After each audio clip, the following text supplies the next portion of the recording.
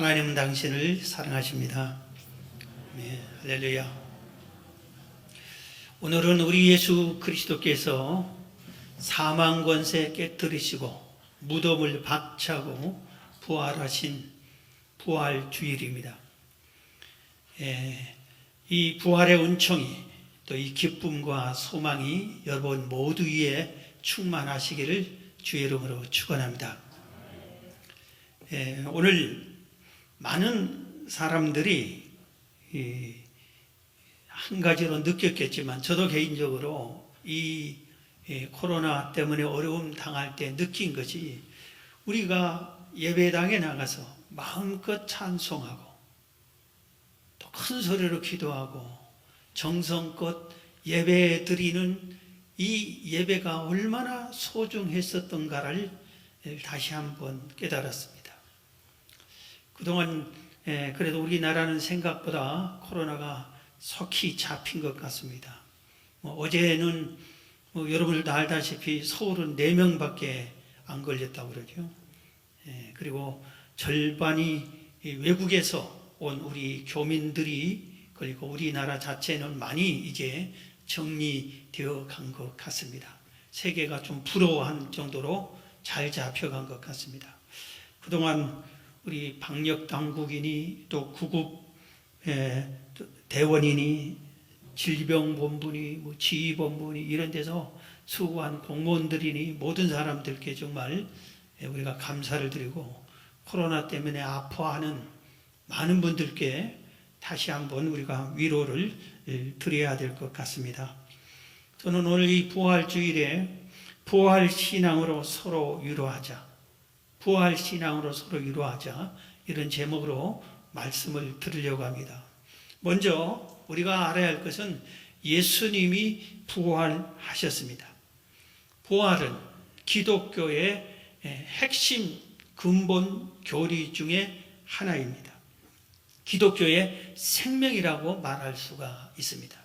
저는 개인적으로 예수님의 탄생인 성탄절과 예수님이 부활하신 부활절과 이 둘 중에 어느 것이 더 중요하냐, 어느 게 더 고맙고 소중하냐 그런다면 감히 이 부활주일이라고 생각합니다. 왜냐하면 부활이 없으면 예수님의 이 땅에 오셔 탄생하신 것 그게 의미가 없어요. 예수님이 이 땅에서 주의 일을 하시다가 죽어서 무덤 속에 그대로 모든 사람들과 똑같이 무덤에 잠자고 있다, 누워있다, 죽어있다 그러면은 무슨 의미가 있겠어요? 다른 종교와 무슨 차별이 있겠습니까? 그래서 이 부활은 너무나 소중하고 귀한 것입니다. 우리가 잘 아는 대로 지난주에 말씀 잠깐 하신 것처럼 예수님께서는 이 땅에 오셔서 공생의 3년 동안 열심히 하늘나라의 복음을 전파했습니다.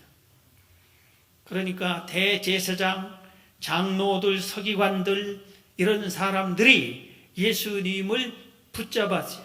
겟세마네 동산에서 피땀 흘려 기도한 예수님을 붙잡았습니다.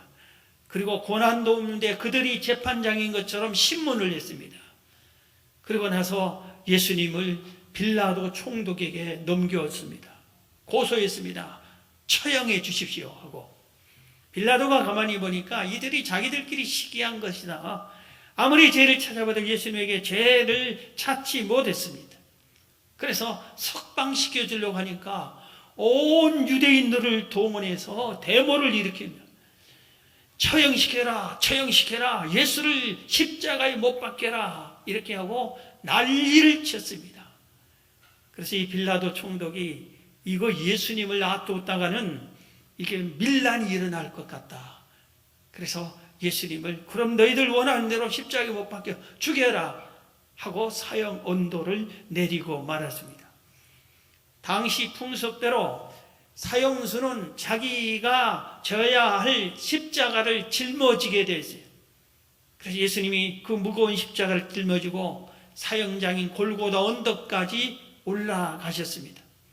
채찍에 맞고 침뱉음을 당하고 뺨을 얻어맞고 돌멩이로 주워맞고 멸시 천대 조롱을 당하면서 골고다 언덕에 도착하셔서 양손 양발에 못을 받고 옆구리에 창에 찔려서 돌아가시게 되었습니다. 이날이 금요일 날 아침 9시부터 오후 3시까지 6시간 동안 십자가에 매달려 있었습니다. 십자가에 매달려 있는 동안에 7마디의 말씀을 하시고 운명하셨습니다. 이때 아리마대 요셉이라는 제자가 빌라도에게 찾아가서 예수님의 시체를 달라, 내가 장사 지내야 되겠다 했더니 허락해 줍니다. 그래서 아리마대 요셉은 부자였어요. 바위로 판 새 무덤에다 예수님을 장사 지내고 큰 바위로 봉인을 하고 로마 군병들을 보내가지고 이 당국에서 로마 군병들이 이 예수님의 무덤을 꽁꽁 지키고 있었습니다. 장사 지낸 지 사흘째 된 새벽에, 그러니까 주일 새벽에, 금요일 날 장사 지내고 일요일 주일 새벽에 막달라 마리아와 요한나와 야고보의 어머니 마리아, 이 여인들이 향품을 들고 새벽에 예수님의 무덤을 향해서 달려갔습니다. 예수님의 시신에 향을 발라드리기 위해서 올라가면서 저 무거운 바위 문을 어떻게 열지? 우리는 할 수 없는데. 그러면서 무덤에 올라가니까 깜짝 놀랄 일이 생겼습니다. 그 말씀이, 그 장면이 마태복음 28장 1절부터입니다. 안식일이 다 지나고 안식 후 첫날이 되려는 새벽에 막달라 마리아와 다른 마리아가 무덤을 보려고 갔더니 큰 지진이 나며 주의 천사가 하늘로부터 내려와 돌을 굴려내고 그 위에 앉았는데 그 형상이 번개 같고 그 옷은 눈같이 희건을, 지키던 자들이 그를 무서워하여 떨며 죽은 사람과 같이 되었더라. 천사가 여자들에게 말하여 이르되 너희는 무서워하지 말라. 십자가에 못 박히신 예수를 너희가 찾는 줄을 내가 아노라. 그가 여기 계시지 않고 그가 말씀하시던 대로 살아나셨느니라. 와서 그가 누우셨던 곳을 봐라. 빈 무덤을 봐라. 마리아 일행이 도착해 보니까 지진이 일어났어요. 그리고 천사가 나타났어요. 그리고 돌 무덤을 열고, 그리고 예수님은 부활하셨어요. 원래 무덤은 어둡침침하잖아요. 그리고 뭔가 두렵고 무섭고 그런 분위기였잖아요. 그런데 거기는 무덤 안에서 광채가 납니다. 천사들이 입은 옷은 얼마나 눈부시게 하얀 옷을 입었는지 모릅니다. 그래서 이 놀라운 사건을 보고 지키던 군병들이 무서워 벌벌 떨고 있는데 천사가 마리아에게 말합니다. 너희들은 무서워하지 말아라. 너희들이 예수님을 보러 온 줄 아는데 와서 봐라. 그가 말씀하신 대로 살아나시느니라. 그리고 이미 살아나 그곳에 안 계신 빈 무덤을 보여주었습니다. 기독교는 생명을 살리는 종교입니다. 죽은 시체가, 사흘 동안 푹푹 썩었던 시체가 살아났습니다. 기독교는 부활의 종교입니다.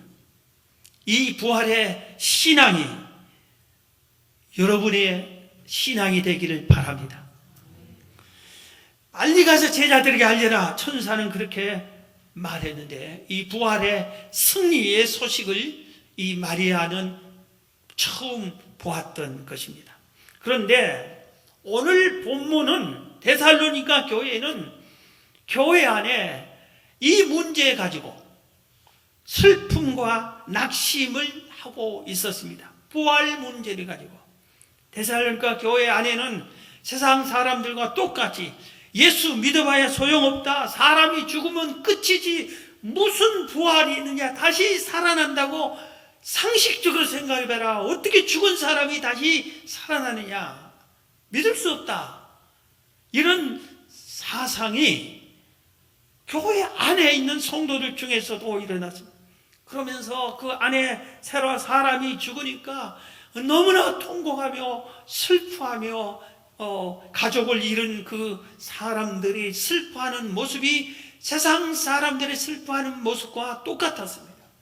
여러분, 우리도 부활을 믿고 천국을 믿는 우리도 우리 가족이 죽으면은 슬퍼합니다. 눈물도 납니다. 그러나 우리는 잠시 못 보는 그 슬픔이고 천국에 가면 다시 만난다는 소망이 확실하지만 세상 사람들은 그렇지 않아요. 죽으면 영원히 볼 수 없는 걸로 알고 있어요. 그래서 그들의 통곡과 그들의 슬픔은 우리가 갖는 슬픔과 차원이 다릅니다. 그런데 데살로니가 교회 성도들이 세상 사람들과 똑같은 슬픔을 갖는 겁니다. 그리고 세상 사람들과 똑같이 부활은 없다, 이런 식으로 생각을 한 겁니다. 천국의 소망, 부활의 소망을 잃어버린 겁니다. 그래서 바울이 바로 이 데살로니가 교회 성도들에게 책망하듯이 이렇게 말씀을 한 겁니다. 오늘 본문을 다시 읽어드립니다. 데살로니가전서 4장 13절부터 형제들아, 자는 자들에 관하여는, 자는 자는 죽은 자예요. 이 원문은 죽은 자와 같은 말입니다. 자는, 죽은 자를 자는 자로, 죽은 자로 하지 않고 자는 자라고 그랬어요. 자는 자들에 관하여는 너희가 알지 못함을 우리가 원하지 아니하노니 이런 소망 없는 다른 이와 같이 슬퍼하지 않게 하려 함이라. 우리가 예수께서 죽으셨다가 다시 살아나심을 믿을진대, 예수님의 부활을 믿을진대, 이와 같이 예수 안에서 자는 자들도 하나님이 그와 함께 데리고 오시리라. 이 말은 예수님을 부활했지 않느냐, 예수 믿고 죽은 자들도 나중에 다시 부활한다, 이 말입니다. 그러면서 15절, 우리가 주의 말씀으로 너희에게 이것을 말하노니 주께서 강림하실 때까지 우리가 살아남아 있는 자도 자는 자보다 결코 앞서지 못하리라. 주께서 호령과 천사장의 소리와 하나님의 나팔 소리로 친히 하늘로부터 강림하시리니 그리스도 안에서 죽은 자들이 먼저 일어나고 그 후에 우리 살아남은 자들도 그들과 함께 구름 속으로 끌려 올려 공중에서 주를 영접하게 하시리니 그리하여 우리가 항상 주와 함께 있으리라 그랬어요. 이 말씀의 뜻이 예수님이 부활하셨다. 그런데 그렇기 때문에 예수 믿고 죽은 자들을 슬퍼하지 마라. 그들도 부활한다. 그런데 언제 부활하느냐? 예수님이 이 땅에 다시 강림하실 때, 다시 재림하실 때, 다시 오실 때, 그때 그들이 먼저 부활하고 예수님이 강림하실 때 살아있는 자들도 부활 제로변에서 같이 공중에서 주님을, 부활하신 주님을 영접하리라 하고 이렇게 사도 바울이 말씀을 했습니다. 데살로니가 교회만 그런 것이 아니라 초대 교회 안에서는 부활은 없다, 이런 잘못된 사상이 교회마다 스며들고 일부가 그런 것을 믿었어요. 상식적으로 생각하는 사람들이 대부분 그랬어요. 이해가 안 된다. 죽은 사람이 어떻게 다시 살아나느냐. 직접 그들은 보지 못했기 때문에, 부활한 예수는 만나보지 못했기 때문에 그럴 수 있을 거예요. 그런데 고린도 교회도 그런 일이 있었어요. 그래서 사도 바울은 고린도 교회도 책망하듯이 이렇게 말합니다. 고린도 전서 15장 12절에 그리스도께서 죽은 자 가운데 다시 살아나셨다 전파되었거늘 너희 중에서 어떤 사람들은 어찌하여 죽은 자 가운데서 부활이 없다 하느냐. 왜 부활이 없다고 하느냐. 주님이 부활하는데. 이걸 책망한 겁니다. 그러면서 만일 죽은 자의 부활이 없으면 그리스도도 다시 살아나지 못하였으리라. 그리스도께서 만일 다시 살아나지 못하셨으면 우리가 전파하는 것도 헛것이요 또 너희 믿음도 헛것이며, 그리스도께서 다시 살아나신 일이 없으면 너희 믿음도 헛되고 너희가 여전히 죄 가운데 있을 것이요 또한 그리스도 안에서 잠자는 자도 망하였으리니 만일 그리스도 안에서 우리가 바라는 것이 다만 이 세상에 살 뿐이면 모든 사람 가운데서 우리가 더욱 불쌍한 자이리라.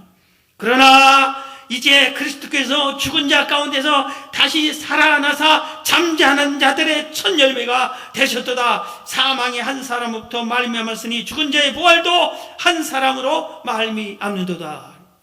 이 말의 뜻이 뭡니까? 왜 부활이 없다고 하느냐? 예수님이 부활해서 부활의 첫 열매가 되셨는데 부활이 있다. 만약에 부활이 없으면은 우리 믿음 생활한 것이 다 쓸모없는 것이다, 헛된 것이다. 실컷 예수 믿어봐야 죽고 무덤하고 천국도 없고 다시 살아나지 못하면 그건 쓸모없는 것이다, 헛된 것이다. 그렇게 지적을 해준 겁니다. 예수님이 부활했다, 이게 첫 열매다. 그러니 우리도 부활한다고 그랬습니다. 여러분, 농부는 사과나무, 배나무, 감나무 열매가 맺을 것을 조금도 의심하지 않습니다.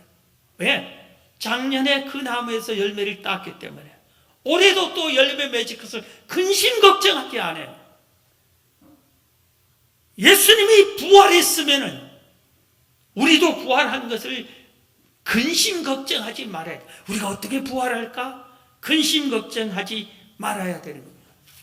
그래서 부활은 우리 기독교의 핵심 신앙이에요.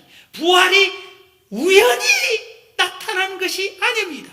예수님이 이 땅에 태어난 것이 우연히 탄생한 것이 아니라 하나님의 선지자들을 통해서 수백 년, 수천 년 전부터 예수님의 탄생에 대한 예언을 많은 선지자를 통해서 여러 번 예언한 것처럼 부활도 예수님의 탄생을 예언했던 선지자들, 그들 중에 이사야, 다니엘, 호세아 선지자들이 예수님의 부활을 예언했습니다.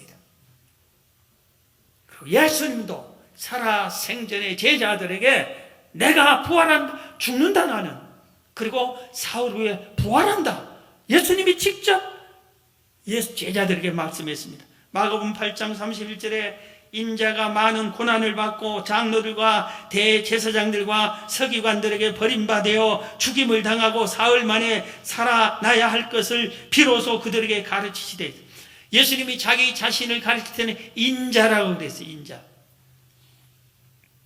하나님의 아들이 고난을 받고 누구에게? 장로들과 대제사장과 서기관들에게 그들이 고소해서 죽임을 당하고 사흘 만에 살아나리라. 난 사흘 만에 살아나리라. 그러면서 너희는 근심 걱정하지 말라. 내가 천국에서 너희 처소를 준비하러 간다. 와서 다시 데려간다. 다시 데려간다. 사랑하는 성도 여러분, 예수님 부활하셨습니다. 얼마나 귀하고 감사한 일입니까? 부활의 첫 열매가 되어주셨어요. 우리는 언제 부활합니까? 예수님이 강림하실 때, 예수님이 재림하실 때, 다시 예수님이 승천하시면서 올라간 모습 그대로 다시 오겠다고 예수님이 약속하셨어요. 다시 오실 때, 그때 먼저 죽은 자들이 부활하고 그때 살아있는 자들도 부활체로 변해서 공중에서 주를 만난다고 했습니다. 다른 종교는 부활이 없습니다. 그래서 생명의 종교가 될 수가 없어요. 교주가 전부 무덤이 있어요. 그 무덤을 성지로 하고 거길 한번 일생에 한번 찾아가 보는 것을 최고의 영광으로 생각해요.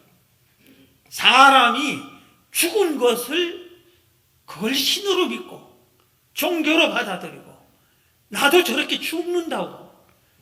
여러분, 기독교는 죽음의 종교가 아니라 부활의 종교예요. 다시 살아가셨어요. 예수님의 무덤은 텅텅 비어 있어요. 예수님은 지금 살아서 하늘나라에 계셔요. 그래서 스데반이 이 복음을 전해라. 예수님은 살아계신다. 예수가 구세주다. 예수 믿어야 천국 간다. 이 복음을 전하다가 돌로 맞아 죽을 때 어떻게 했습니까? 얼마나 아프고 고통스럽습니까? 그때 천국문이 열고 예수님께서 하늘나라 보좌 우편에 서시는 것을 보았다고 그랬습니다. 그때부터 돌 맞아 피 흘리고 고통스러우니 스데반의 얼굴이 천사의 얼굴처럼 편안하게 변했다고 그랬습니다. 지금도 부활이 내 지식으로는 100번, 1000번 이해가 안 된다. 이해가 돼요. 어떻게 죽은 사람이 살아납니까? 그러나 초대교회 성도들도 그래서 그런 겁니다.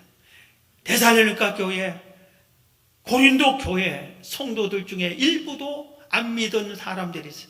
그래서 사도 바울을 통해서 하나님께서 부활은 있다. 그리고 믿는 자들이 무덤에 다니는 게 아니라 부활한다.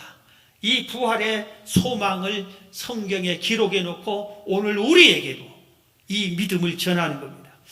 여러분들도 부활하는 것을 믿으시기를 바랍니다.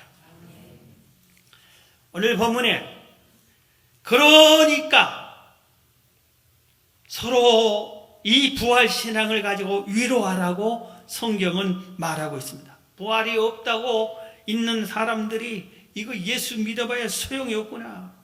가족이 죽고 이웃이 죽고 친구가 죽고 이젠 두 번 다시 영원히 볼 수 없구나. 모든 것이 끝나버렸구나 생각하고 크게 슬퍼하고 낙심하고 이렇게 하는 성도들에게 부활이 있다. 예수님이 죽은 게 아니라 부활했어. 이 부활 신앙을 가지고, 그리고 우리가 당신이 사랑하는 사람이 죽어 있다 해도 무덤에 영원히 끊는 게 아니라 다시 부활한다.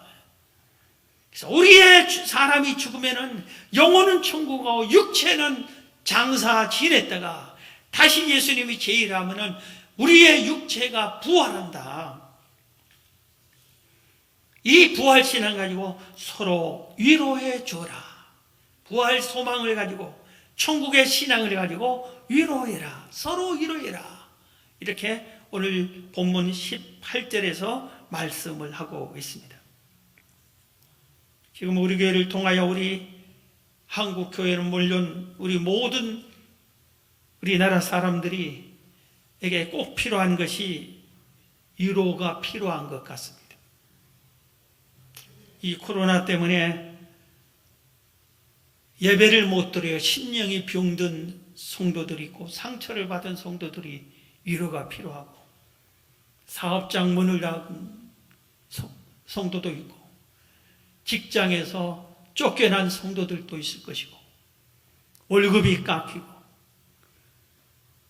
가게 문을 열어도 손님이 하나 오지도 않고 이런 아픔 때문에 너무나 속상해하는 성도들도 있을 것입니다. 그런데 이런 분들에게 전부가 위로가 필요하는데 위로를 받아야 할 때인데 성경은 뭐라고 했냐? 서로 위로해라. 나는 그 사람들을 위로하고 너는 나를 위로해주고 서로 위로해라. 이렇게 슬퍼하는 그 성도들끼리 서로 위로해라. 이렇게 말하고 있는 것입니다. 여러분, 위로할 때 내가 위로를 받습니다. 남을 위로해 줄 때 위로를 받는 겁니다. 성경에 특별히 이런 사람들을 위로하라고 지적해 놨습니다. 고난당한 자를 위로하라 그랬어요.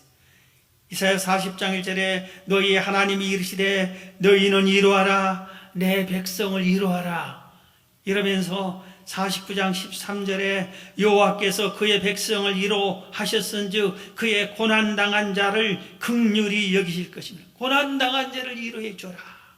믿는 성도들에게 너희 중에 고난당하는 자를 찾아가서 위로해 줘라 그랬습니다. 그 다음에 시험당한 자를 위로해달라 했어요. 고린도전서 10장 13절에 사람이 감당할 시험 밖에는 너희가 당한 적이 없나니 오직 하나님은 미쁘사 너희가 감당하지 못할 시험 당함을 허락하지 아니하시고 시험 당할 즈음 피할 길을 내사 너희로 능히 감당하게 하시느니라. 시험 당한 성도에게 하나님이 감당할 능력을 주실 것입니다. 이렇게 위로해주고 감당 못할 때에는 하나님이 피할 길을 주십니다. 지금까지도 하나님이 우리와 함께 해주시고 인도해 주셨는데 이후로도 인도해 주실 것입니다. 이 말씀 가지고 위로해라 이겁니다. 학대받은 자를 위로하라고 했습니다. 전도서 4장 1절에 내가 다시 해 아라에서 행하는 모든 학대를 살펴보았도다. 보라 학대받은 자들의 눈물이로다. 그들에게 위로자가 없도다. 그들은 학대하는 자들의 손에는 권세가 있으나 그들에게는 위로자가 없도다. 학대하는 자들은 권세를 가지고 사정없이 약하고 처한 어려운 사람을 학대하는데 아무도 누가 그들을 위로해 주는 자가 없다. 그러니 너희가 가서 그들을 위로해 주라고 성경은 말합니다.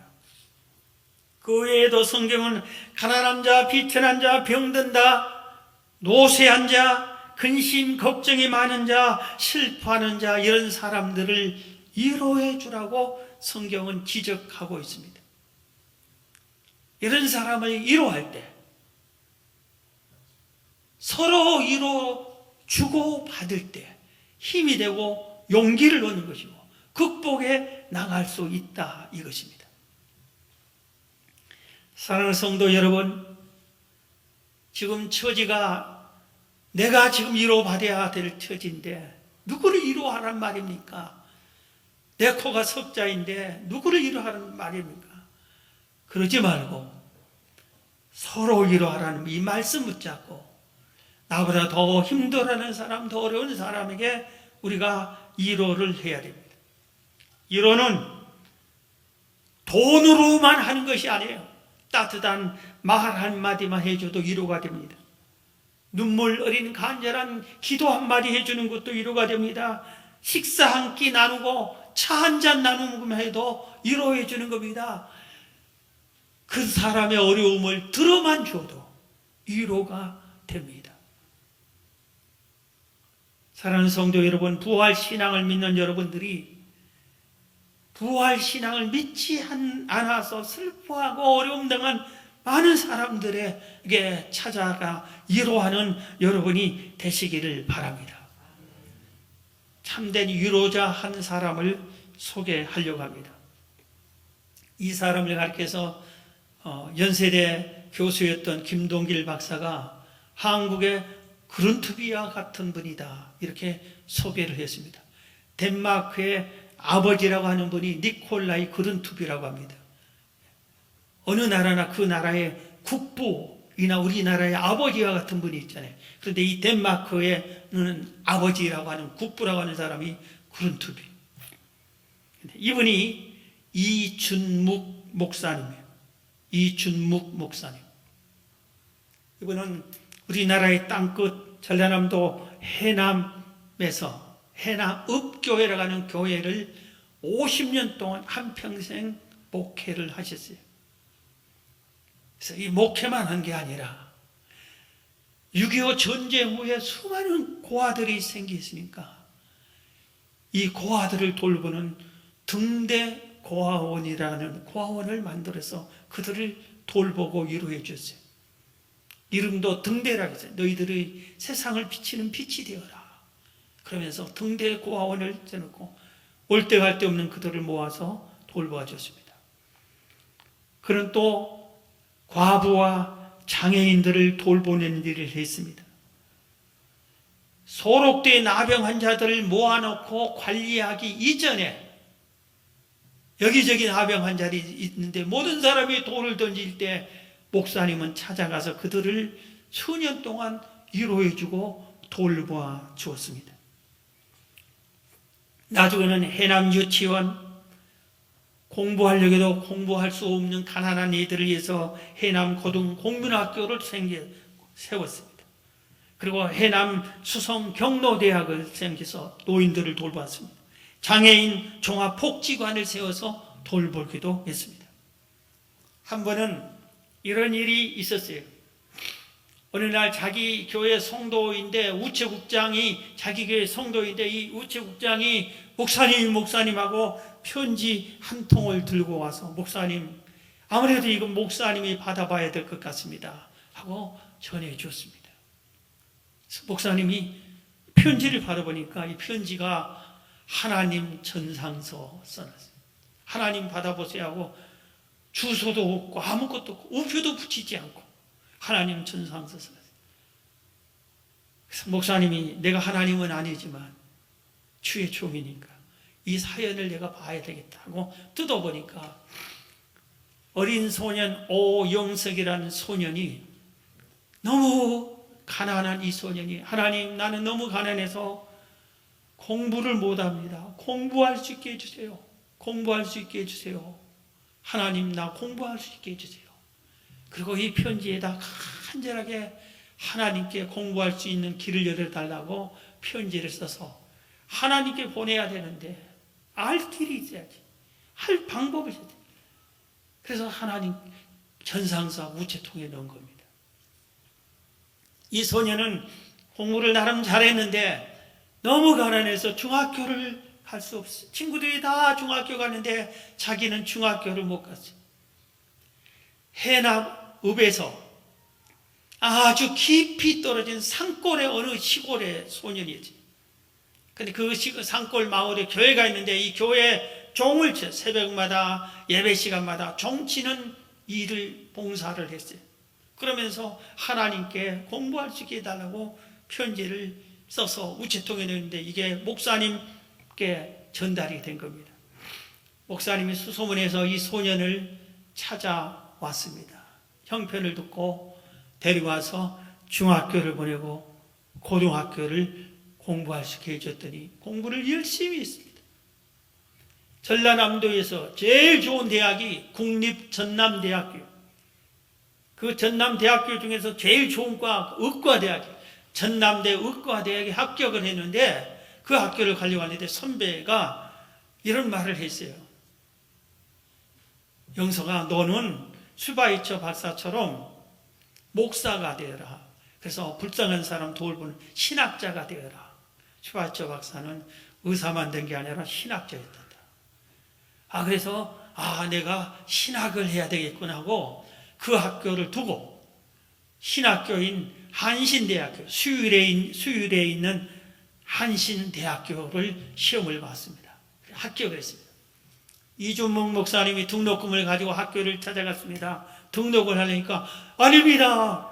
이 학생이 수석으로 합격했습니다. 그래서 장학금이 나와서 등록금 하나도 안 내도 됩니다. 그리고 삼성그룹에서 이 공부 잘한 수석 장학생에게 양복 기지를 옛날에는 양복이 아니라 옷감을 줬어요. 옷감도 선물됐습니다.